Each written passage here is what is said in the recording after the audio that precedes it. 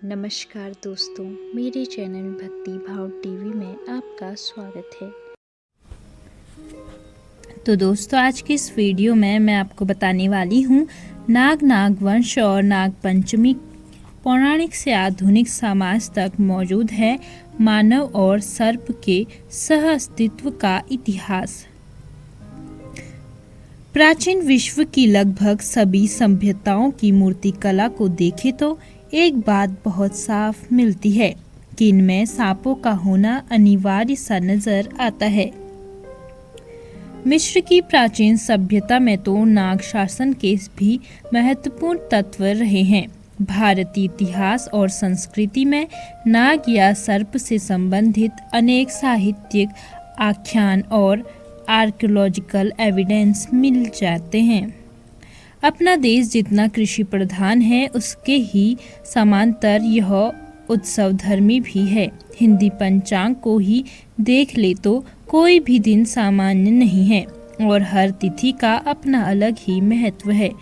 पूर्णिमा, अमावस्या, एकादशी, परवा, दूज, तीज और चौथ और फिर पंचमी भी सभी तिथियों के साथ कोई न कोई व्रत और त्योहार जुड़ा ही हुआ है। ध्यान से देखें तो असल में यह देश सिर्फ उत्सव धर्मी नहीं है, बल्कि कदम दर कदम ये याद रखता है कि प्रकृति के कारण ही उसका जीवन है। इसलिए गाहे बगाहे इस प्रकृति के प्रति धन्यवाद और कृतज्ञता ज्ञापन का तरीका है उत्सव। नागों को समर्पित है नाग पंचमी। उत्सवों की इसी लंबी कड़ी में आती है पंचमी तिथि। सावन की पंचमी तिथि शुक्ल पक्ष नागों को समर्पित है। राजा जन्मेजय के नाग यज्ञ आस्तिक मुनि द्वारा उनके रक्षण, जले हुए सांपों पर दूध चढ़ाकर उन्हें शीतलता देने का प्रयास, ये सभी पौराणिक कथाएं सावन मास की शुक्ल पंचमी तिथि से जुड़ी हैं। लिहाजा पंचांग में यह नाग पंचमी के तौर पर दर्ज है, लेकिन हमारे जीवन और प्रकृति में नागों की सिर्फ इतनी ही भूमिका नहीं है। वर्षा काल में बढ़ जाती हैं सर्पदंश की घटनाएं। देखा जाए तो यह तिथि वाकई नागों या सर्पों के लिए महत्वपूर्ण है, क्योंकि इस समय गर्मी और उमस चरम पर होती है। साथ ही भारी बरसात से सांपों के प्राकृतिक आवास उनके रहने लायक नहीं होते, जिसके कारण वे बिलों से बाहर निकलते हैं और मानव आबादी में जाने लगते हैं। लिहाजा इस दौरान सर्पदंश की घटनाओं में इजाफा हो जाता है। फिर डर, जानकारी का अभाव और बचाव की योजना में वो सांप भी मारे जाते हैं, जो असल में विषहीन होते हैं। नाग और मनुष्य के जुड़ाव का रोचक इतिहास रहा है। खैर, नागों का अस्तित्व गहरे अध्ययन का विषय रहा है और मनुष्य से उनके जुड़ाव का इतिहास भी काफी रोचक है। आखिर नाग और सर्प मानवीय इतिहास के साथ कैसे जुड़े हुए हैं और इतने खास क्यों बन जाते हैं?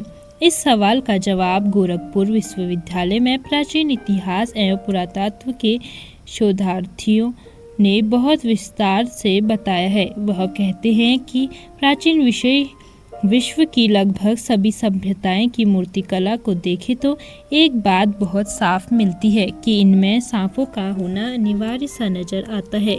मिस्र की प्राचीन सभ्यता में तो नाग शासन के भी महत्वपूर्ण तत्व के रूप में शामिल रहे हैं। भारतीय इतिहास और संस्कृति में नाग या सर्प से संबंधित अनेक साहित्यिक आख्यान मिले हैं। भारतीय उपमहाद्वीप में सर्पोपासक नाग जातियों का इतिहास।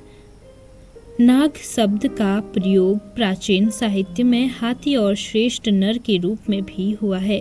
सर्प के रूप में नाग और नागिन की पूजा सभी भारतीय पंथों का अनिवार्य अंग है, जिनकी खोज हम अपने पाषाणिक और ताम्र पाषाणिक संस्कृतियों में कर सकते हैं। भारतीय उपमहाद्वीप में सर्पोपासक नाग जातियों का इतिहास बहुत ही प्राचीन और समृद्ध रहा है। हजारों सालों तक नागों की पूजा लोक संस्कृति में स्वतंत्र रूप से की जाती थी, जो बाद में बौद्ध, जैन और हिंदू जैसे प्रभुत्वशाली धर्मों की परिधि में आकार विलीन हो गई। पौराणिक कथाओं में नागों की मौजूदगी।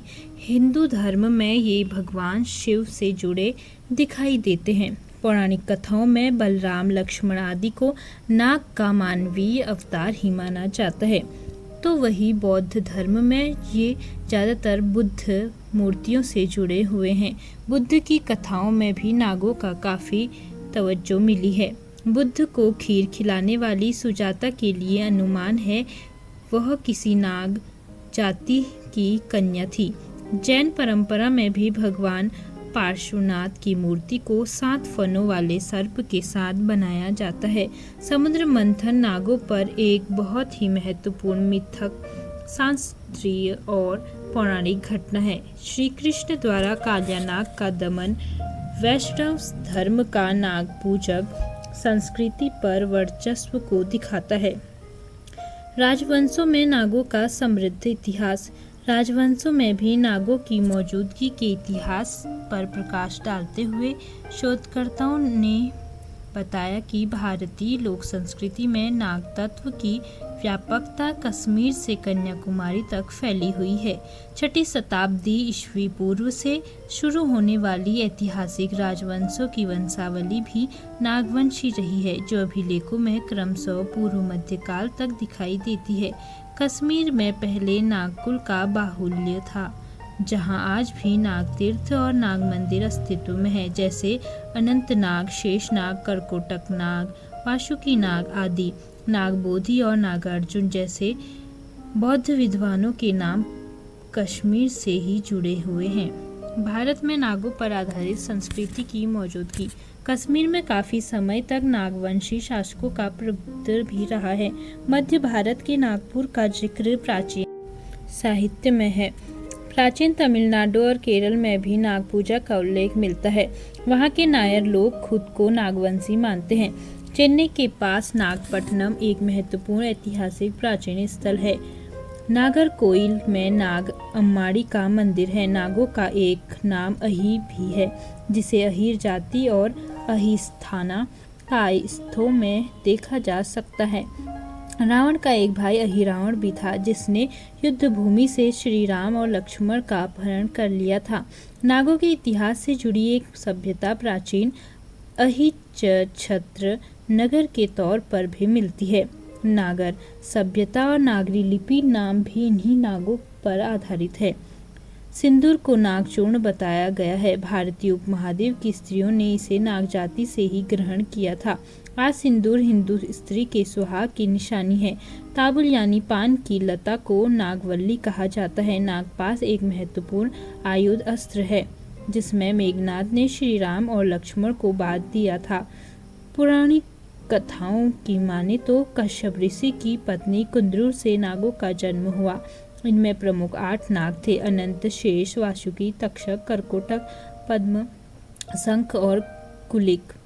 इन 8 नागों के नाम पर हम ऐतिहासिक नागवंशों का साम्राज्य देख सकते हैं। ये नागवंश विभिन्न जातियों राजवंशों के साथ वैवाहिक संबंधों की प्रागट्यता में समा गए।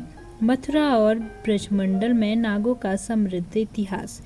ऐतिहासिक दृष्टि से सबसे महत्वपूर्ण मथुरा और ब्रजमंडल का क्षेत्र रहा है, जहाँ के लोक जीवन में आज भी अनुष्ठान और मिथकों को जोड़कर नाग जातीय लोगों का इतिहास मौखिक रूप से मौजूद है। इसी मथुरा, पद्मावती, ग्वालियर के आसपास और कांतीपुर में ऐतिहासिक नागवंशी शासकों भारशिव शिवलिंग को कंधे पर धारण करने वाला राजवंश। वाकाटकों के ही एक ताम्रलेख के अनुसार भारशिवों का राजवंश शिवलिंग को अपने कंधों पर धारण करता है। वे भारशिव जिनका राज्याभिषेक भागीरथी के पवित्र जल से हुआ था, इन्होंने अपने पराक्रम से यह प्राप्त किया था। वही भारशिव जिन्होंने 10 अश्वमेध यज्ञ करके अवृत स्थान किया था। बनारस में गंगा किनारे आज भी दशाश्वमेध घाट मौजूद है। महत्वपूर्ण है कि पुराणों के ऐतिहासिक सम्राटों की सूची में पुष्यमित्र शुंग के साथ सातवाहनों और भारशिवों का भी नाम आता है, क्योंकि पुष्यमित्र ने 2 अश्वमेध, सातवाहन राजा ने भी 2 अश्वमेध और भारशिवों ने 10 अश्वमेध यज्ञ किया था। वाकाटक नरेश प्रवरसेन ने कुल 4 अश्वमेध यज्ञ किए। अगर हम ऋग्वेद और बौद्ध त्रिपिटकों के साहित्यिक स्रोतों का अलग करके देखें तो उनके हिसाब से नागवंशी शासकों का इतिहास पहली सदी ईस्वी से शुरू होता है। कुषाणों के बाद मध्य भारत और तथा उत्तर प्रदेश के कुछ भागों पर शक्तिशाली नागवंशी साम्राज्य का उदय हुआ। पहली सदी लगभग में नाग नामंत अनेक सिक्के पुरातात्विक खुदाई से मिले हैं। पुराणों के अनुसार पद्मावती, मथुरा, कांतीपुर में नागकुल का शासन था। पुराणों में सबसे अधिक इतिहास नागवंशी राजाओं का ही मिलता है, जिनकी ऐतिहासिकता इन राजाओं के नाम से ढाले गए सिक्कों से मौजूद साबित होती है। इसमें पद्मावती का नागकुल अधिक महत्वपूर्ण था। पद्मावती की पहचान आधुनिक ग्वालियर के समीप पदमपौविया से की जाती है। पद्मावती के लोग भारशिव कहलाते थे क्योंकि वे अपने कंधों पर छोटे शिवलिंग को धारण करते थे। भारशिवों का वाकाटक ब्राह्मण वंश बनने की एक अलग कहानी है। वाकाटक ब्राह्मण के शासकों के साथ वैवाहिक संबंध था। भारशिव भवनाग की पुत्री का विवाह वाकाटक प्रवरसेन के प्रथम पुत्र के साथ हुआ था। समुद्रगुप्त के समय भारशिव नागवंश का शासक नागसेन था, जिसका उल्लेख प्रयागरास्ती में है। मथुरा में समुद्रगुप्त के समय गणपति नाग का शासन था। दूसरी और तीसरी शताब्दी में वीरसेन नामक नागवंशी राजा ने कुषाणों को मथुरा से तथा गंगा और यमुना के दोआब से खदेड़ दिया। फिर तीसरी शताब्दी में कुषाण शासकों को हराकर ईरान के सासानी सेनानायकों ने मध्य भारत तक अपना साम्राज्य स्थापित कर लिया, जिन्हें नागवंशी शासकों ने पराजित कर स्वतंत्रता स्थापित कराई। तो दोस्तों, कैसी लगी आपको यह जानकारी? कमेंट करके जरूर बताएं। ऐसी ही बहुत सारी कहानियों, कथाओं और जानकारियों को सुनने के लिए मेरे चैनल को सब्सक्राइब करें। और आप इस वीडियो को कहां से देख रहे हैं, कमेंट बॉक्स में ज़रूर लिखें। धन्यवाद।